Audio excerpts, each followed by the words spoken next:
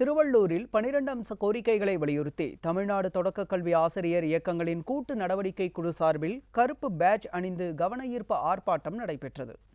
தொடக்க கல்வித்துறையில் பணிபுரியக்கூடிய 90% ஆசிரியர்களின் பதவி உயர்வு வாய்ப்பை பறிக்கக்கூடிய மாநில முன்னுரிமையை வலியுறுத்தும் அரசாணை எண் 243ஐ உடனடியாக ரத்து செய்ய வேண்டும் உள்ளிட்ட 12 அம்ச கோரிக்கைகள் ஆர்ப்பாட்டத்தில் வலியுறுத்தப்பட்டது. மேலும் கோரிக்கைகளை வலியுறுத்தி வரும் 19ஆம் தேதி சென்னையில் உண்ணாவிரத போராட்டம் நடத்தப்போவதாகவும் எச்சரிக்கை விடுத்தனர். இந்த அரசாணையால் ஒட்டுமொத்தமாக ஒரே நேரத்தில் ஆசிரியர்கள் பணிமாறல் செய்து விடலாம். அப்போ காலி பணியிடம் ஏற்படும். ஹைஸ்கூல் ஹையர் செகண்டரியில் பெரிய பள்ளிகள் அதை நிலைநிறுத்தலாம். இது ஈராசிரியர் பள்ளிகள், ஓராசிரியர் பள்ளிகள். இப்போ ஆசிரியர் தொடர்ச்சியாக மாறுதல் சென்றால் காலி பணியிடமாக அந்த ஆசிரியர் இருந்தால் அந்த பள்ளி மூடப்படும். அப்போ அந்த மாணவருடைய கல்வி தரம், அந்த மாணவருக்கு தரக்கூடிய இலவச கல்வி யார் தருவது?